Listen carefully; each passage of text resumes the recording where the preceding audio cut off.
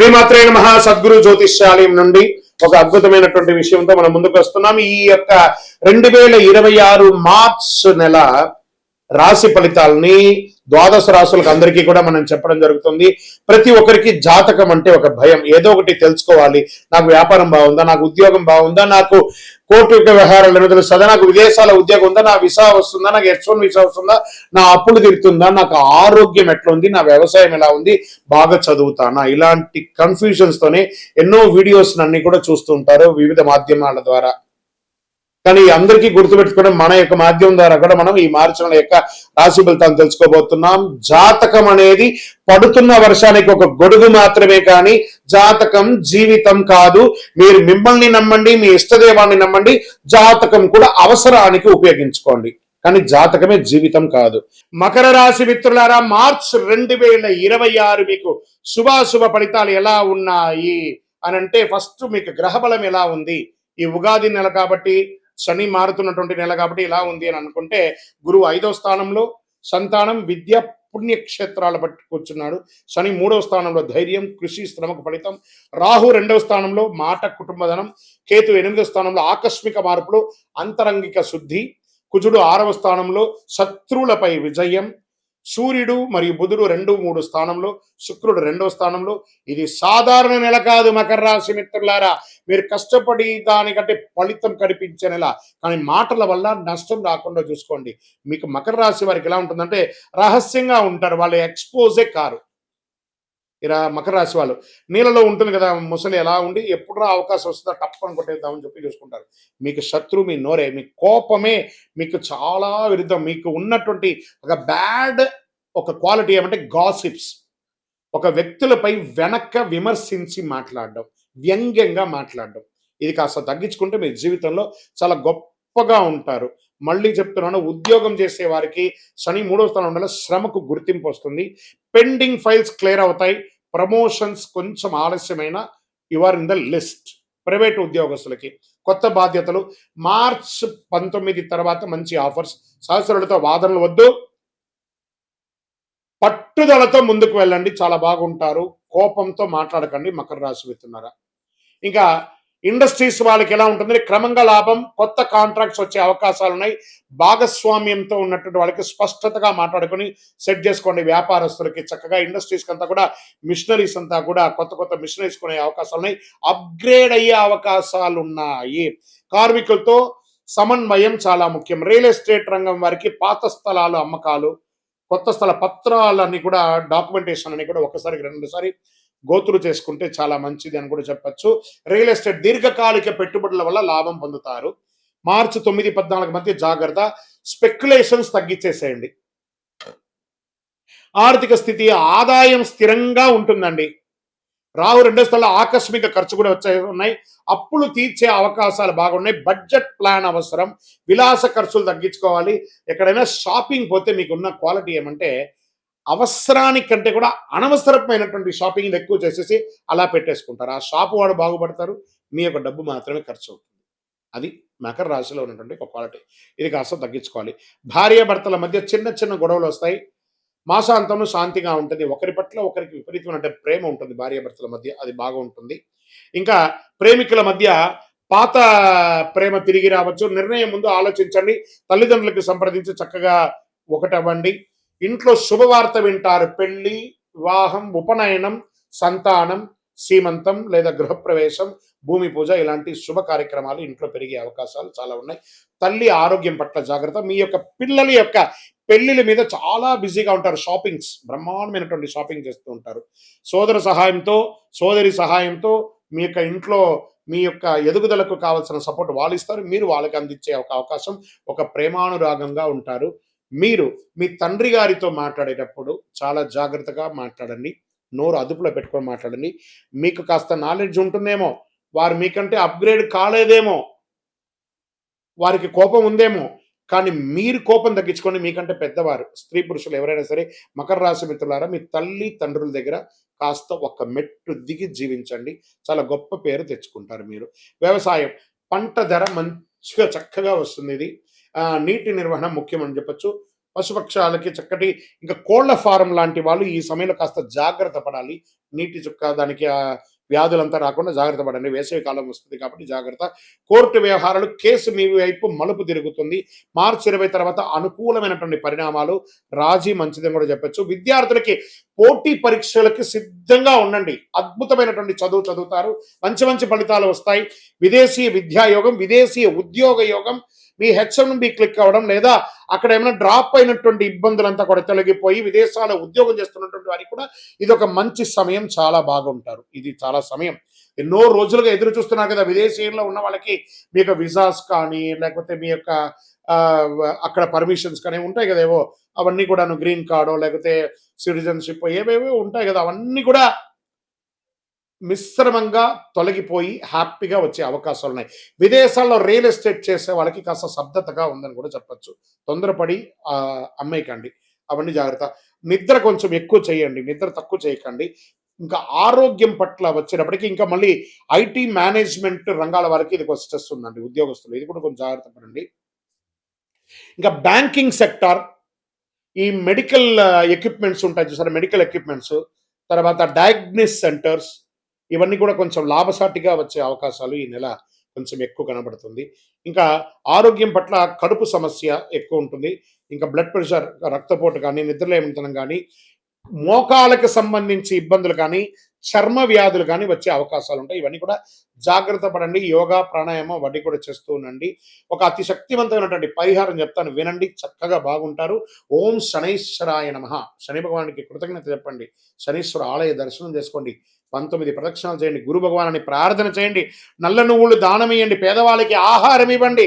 నవగ్రహాలకి 19 ప్రదక్షిణాలు చేయండి. మీ వయస్సు ఎంత ఉందో అన్ని దీపాలు వెలిగించండి. చండీ సప్తసతి పారాయణం చేయండి. సుబ్రహ్మణ్య భుజంగం వినండి, చాలా బాగుంటారు. అదృష్ట సంఖ్య ఈ నెల మీకు 8 మరియు 5. అదృష్ట రోజు శనివారం. అదృష్ట రంగు నీలం రంగు. అదృష్ట దిక్కు దక్షిణ దిక్కు. చివరిగా మీకు ఒకటి చెప్పాలంటే, మీ కష్టానికి ఫలితం దొరికే అద్భుతమైన నెల ఈ ఉగాది నెల. మకర రాశి మిత్రులారా, మీరు కాస్త నోరు అదుపులో పెట్టుకుంటే, సమాజంలో కొంచెం ముందుకు వెళ్ళి అందరినీ కలగలుపుగా తీసుకుంటే మీ జీవితంలో మీరు ఎదుగుతారు. మీ వయసు ఎంత ఉందో అన్ని దీపాలు వెలిగించండి. మీ యొక్క వ్యక్తిగత జాతకం మా దగ్గర అపాయింట్మెంట్ తీసుకొని తెలుసుకోవాలనుకుంటున్నారు మీ జాతకం అనుకుంటే, మీ పేరు, మీ డేట్ ఆఫ్ బర్త్, మీ టైమ్ ఆఫ్ బర్త్, మీ ప్లేస్ ఆఫ్ బర్త్ మా నెంబర్కి వాట్సాప్ చేయండి. మా అడ్మిన్స్ మీకు రిప్లై ఇస్తారు.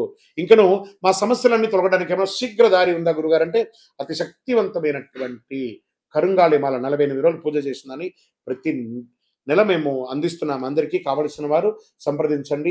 శక్తివంతమైనది. ఆరోగ్యంగా ఉంటారు, ఐశ్వర్యంగా ఉంటారు, సంతోషంగా ఉంటారు. రాబోయే మార్చ్ 6వ తారీఖున శని భగవానుడు స్థానం మారుతున్నారు. ఇది 2.5 సంవత్సరాలకు ఒకసారి ఇది జరుగుతూ ఉంటుంది.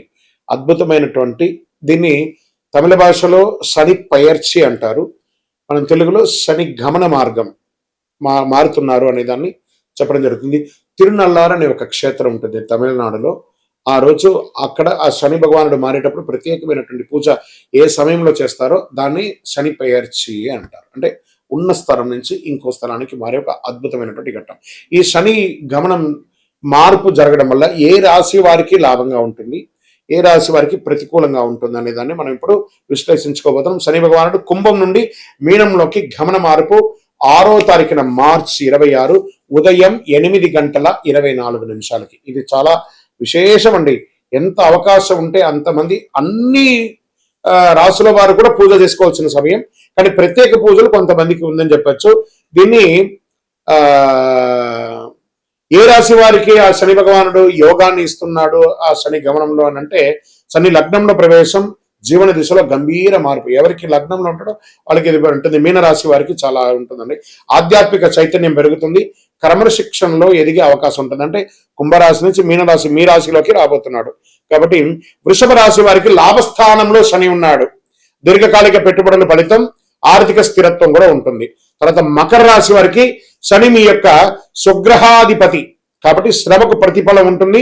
ఉద్యోగం, పదోన్నతి అవకాశాలు చాలా ఉన్నాయి. విదేశీయ గమనం కూడా ఉంటుంది. ఎవరు జాగ్రత్తగా ఉండాలి, ఏ రాశి వారు జాగ్రత్తగా ఉండాలి అంటే, మిథున రాశి వారు కర్మస్థానంలో ఒత్తిడి, ఉద్యోగంలో బాధ్యతలు పెరుగుతాయి. జాగ్రత్తల నిర్ణయాలు, అసాంఘిక కార్యక్రమాలు పాల్గొనకూడదు.